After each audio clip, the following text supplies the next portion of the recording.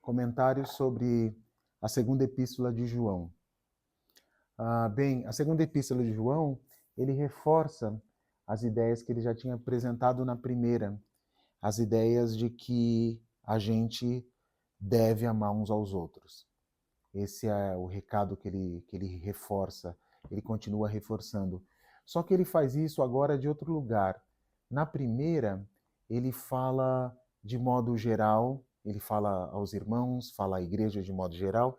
Nessa, ele tem uma linguagem que eu achei muito bela, porque ele se apresenta como ancião, em algumas traduções como presbítero, como esse velho, como esse velho que continua dando testemunho e continua lutando pelo evangelho que recebeu. Isso conta para a gente o quanto de fato era importante para ele, o quanto ele está empenhado em divulgar o evangelho, em divulgar a verdade que ele recebeu. E aí ele tem uma imagem bonita que ele fala o ancião, a senhora eleita. Ele trata a igreja como a senhora eleita e a seus filhos, o que nos dá uma dimensão interessante, porque ele poderia dizer a comunidade que está reunida nesse lugar ou naquele, mas como se ele contasse que a igreja mesmo tem duas dimensões. Uma ela é a noiva eleita.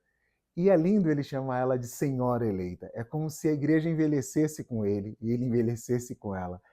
Ele se apresenta como presbítero, sabendo, como ancião dessa igreja, sabendo que o pastor dessa igreja, o noivo dessa igreja é Jesus. Então é bonito. Olha a senhora eleita e a seus filhos. Então, me parece que há duas dimensões. Ele se dirige a gente, a comunidade, dizendo: vocês são a noiva de Jesus. É assim que eu quero que vocês saibam desse amor de Jesus por vocês e que vocês saibam deste lugar. E ele diz: e a seus filhos. Mas você imagina, isso é uma coisa só que são dimensões diferentes do coração.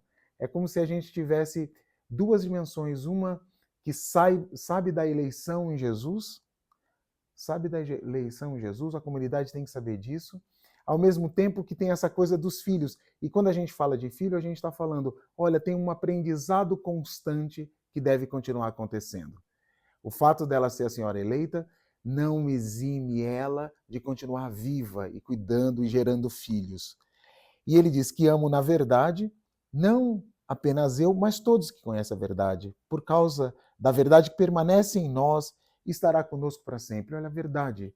Cristo, o caminho, a verdade, a vida. Jesus é a verdade. Não era um conjunto de ideias, é a verdade que ele experimentou, que ele viu, que ele tocou. Conosco estarão a graça, a misericórdia e a paz da parte de Deus Pai e de Jesus Cristo, Filho do Pai, na verdade e no amor. Duas coisas importantes. A verdade que é Cristo, a verdade que é a articulação com o testemunho do que ele mesmo viveu, de que eles mesmos viveram, coisas das quais ele era testemunho, ou seja, eu conheço Jesus, eu vivo com Jesus, só que essa verdade factual e essa verdade que está encarnada no coração dele tem que ser vivida no amor. Graça, misericórdia, paz e amor. Verdade e amor. Esse binômio super importante. Tem gente que pensa que adora verdadismos. Verdade como conjunto de ideias que arrebentam com os outros. Verdade como conjunto de ideias que submetem os outros ao jugo. Por isso que verdade está acompanhada de graça, de misericórdia, de paz e de amor. Não é só a verdade e acabou. E aí ele vai de novo insistir no mandamento do amor. Ele diz que encontrou muita gente, os filhos daquela igreja, então provavelmente ele tá na Ásia Menor e ele está vivendo ali, então ele está em alguma das igrejas escrevendo a outra. Ele falou, eu encontrei os filhos, seus filhos que andam na verdade, segundo o mandamento que recebemos do Pai. Isso me dá muita alegria. E agora, senhora, ele diz, te peço, não como escrevendo de novo, como no primeiro, não como escrevendo um novo mandamento, mas o que temos esse princípio, amemos uns aos outros. Nisso consiste o amor, em viver conforme os seus mandamentos, e o primeiro mandamento é este que vocês aprenderam desde o início, que vivais no amor. há uma insistência dele nisso. Há uma insistência nele nisso, como dizendo, olha, essa estrutura, gente, não percam isso. Senhora, e também penso que chamar a igreja de senhora se vocês me permitem, é a ideia também de alguém que já batalhou bastante, que também já está cansado e que às vezes diz, deixa para lá, deixa para lá.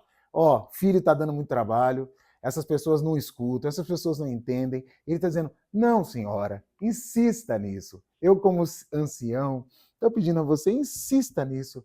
Insista que a gente viva no amor. A gente vai pensar, isso não dá certo, isso não... Ele diz, não, permanece nisso porque esse é o fundamento.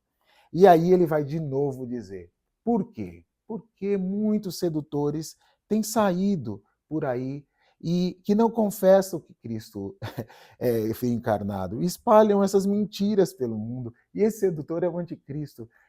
Veja, a gente está vendo o depoimento de um velho, de um ancião, dizendo, gente, como eu insisti, relembrando na primeira carta, eu vi Jesus, eu andei com ele, gente, por favor. Essa gente está falando a mentira. Se eles dizem, tomem cuidado para que vocês não percam o fruto dos trabalhos que nós fizemos, nós os apóstolos. Ao contrário, que a partir disso vocês recebam plena recompensa. E aí ele vai dizer, ó, todo mundo que não permanece na doutrina de Cristo não possui a Deus.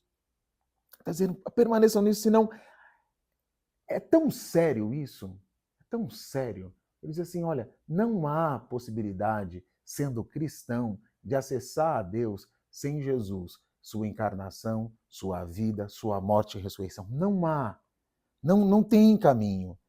Quem permanece na doutrina possui o Pai e o Filho. Não tem fora disso. E aí ele vai dizer essa coisa que a gente hoje acharia meio dura, mas se alguém é portador dessa doutrina aí, não recebam em vossa casa, nem o saudeis, e quem saúda participa das suas obras. Parece uma coisa pesada, mas se a gente pensar bem, eu acho que se a gente puder traduzir isso para o nosso tempo, é como se a gente fizesse acenos a quem está vivendo fora do amor, a quem acha que amar a Deus e amar o próximo não é fundamento, a quem acha que, no final dos contas, Deus não poderia estar encarnado em Jesus, não, e ele é só uma pessoa legal. E ele diz assim, olha, não faça aceno, porque se vocês fizerem aceno, vocês estão concordando. É aquela radicalidade de antigamente, sabe? Diga com quem tu andas, que eu digo quem tu és. Você é influenciado pelos teus amigos. Quem são seus amigos? Eles vão definir quem você é. Com quem você está andando? Então, ele é radical. Sabe aquela coisa do tipo, não entra com essa gente, não fala com essa gente. E nem fica tipo, tá tudo bem. Não tá tudo bem. Porque ele está dizendo, essa gente está perturbando o testemunho que nós demos de Deus. E aí ele conclui dizendo, embora muitas coisas tenham para escrever, não quis fazê-lo com papel e tinta. Achei bonita essa relação. Tem muito para fazer, mas não quis fazer com papel e tinta. Mas espero estar convosco para falar de vós, de viva voz, para que a vossa alegria seja perfeita. E aí ele diz, da igreja que ele está, os filhos da tua irmã eleita te saúdam. Ele diz, olha, eu espero escrever, tem muita coisa para dizer. Queria falar tanta mais coisa, mas vocês sabem, papiro não era fácil, escrever também não era fácil. Então ele diz, tem muita coisa para dizer e tem coisas que não cabem mesmo nas palavras escritas, e tem coisa que a gente tem que dizer junto, perto, de viva voz, abraçando, mostrando o rosto, de modo encarnado, como fez Jesus. Então, esse é um breve resumo da segunda epístola de São João.